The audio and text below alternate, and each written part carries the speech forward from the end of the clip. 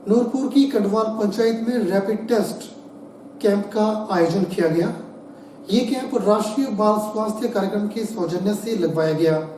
इसमें पंचायत के लोगों ने भाग लिया और अपना रैपिड टेस्ट करवाया।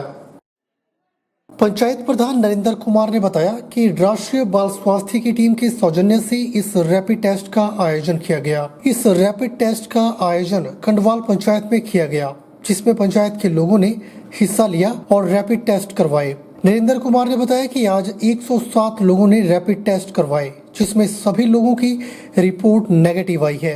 उन्होंने कहा कि हम सभी को रैपिड टेस्ट करवाना चाहिए और इस टेस्ट से किसी को भी डरने की जरूरत नहीं है। नरेंद्र कुमार ने जनता से अपील करते हुए कहा कि हमें इस महामारी से बचना चाहिए। जरूरी हो तभी घर से बाहर निकलें, मास्क का इस्तेमाल करें, बार बार हाथों को धोएं, सरकार के द्वारा दिए गए दिशा निर्देशों का पालन करें।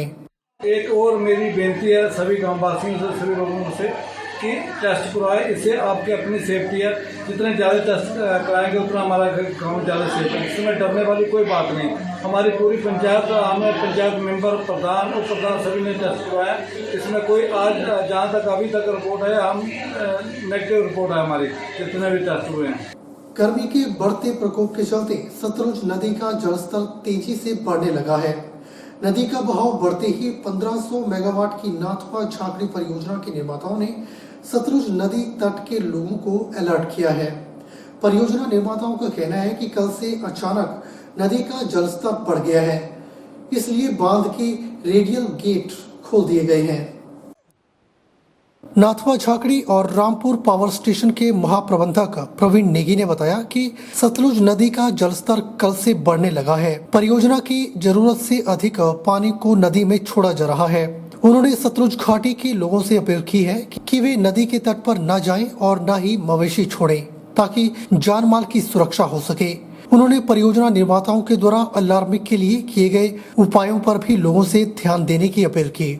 परियोजना निर्माताओं ने बताया कि आज सतलुज का जलस्तर करीब 520 क्यूमेक्स हो गया है। परियोजना की 6 विद्युत उत्पादन इकाइयों को चलाने के लिए 420 क्यूमेक्स पानी की आवश्यकता होती है। बाकी अतिरिक्त पानी को बांध के रेडियल गेट खोलकर छोड़ दिया जा रहा है। इससे सतलुज नदी का जलस्तर बढ़ गया है। ऐसे में सतलुज बेसिन के लोगों को सचेत किया जा रहा है कि नदी के किनारे न जाएं और न ही मवेशी छोड़ें।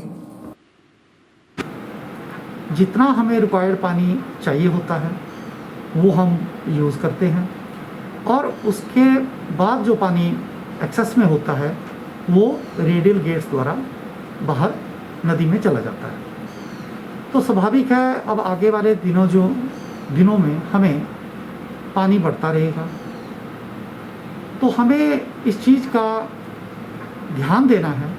मैं सभी से, सब जनमानस से ये अपील करता हूँ कि नदी के किनारे ना जाएं, और जो हमारे ध्वनि संकेत है, हूटर्स हैं,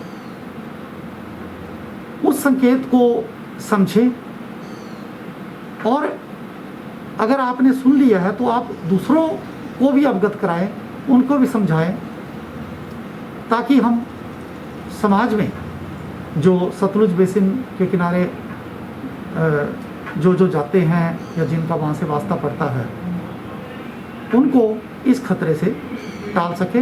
हिमाचल प्रदेश में लगातार दूसरे साल कोरोना की मार से पर्यटन कारोबार बुरी तरह से प्रभावित हुआ है। प्रदेश के 95% होटलों और रेस्टोरेंटों पर ताले लग गए हैं।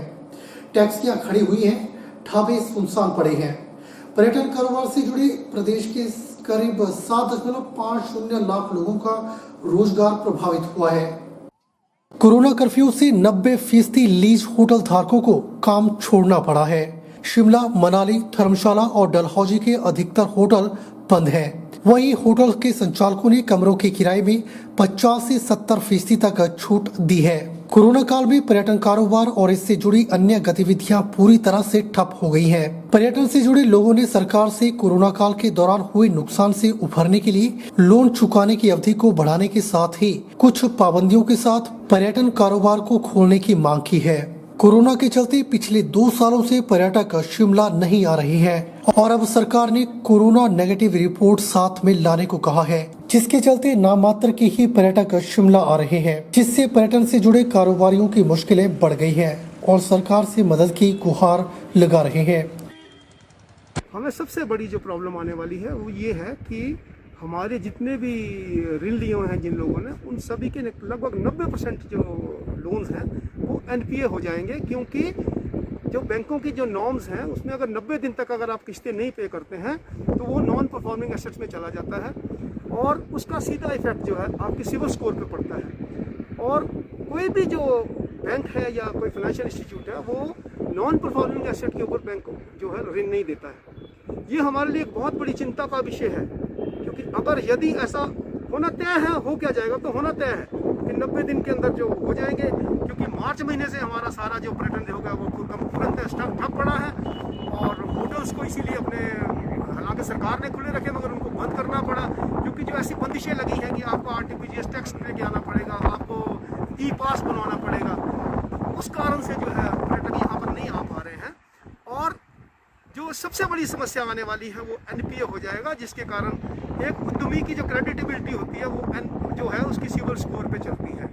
विद्युत उपमंडल 3 मंडी के सहायक अभियंता इंजीनियर ओपी शर्मा ने बताया कि 11 केवी द्रंग धनोग फीडर के आवश्यक रखरखाव और मरम्मत कार्य के चलते 11 जून को बिजनी, मैगल, टांडू, मेहर, द्रंग, खोईदा, तांदी, नगरोटा, मठानियों, पाखरी, चुनाड़ी सहित आसपास के क्षेत्रों में सुबह 10 बजे से शाम 5 बजे तक विद्युत आपूर्ति बाधित रहेगी।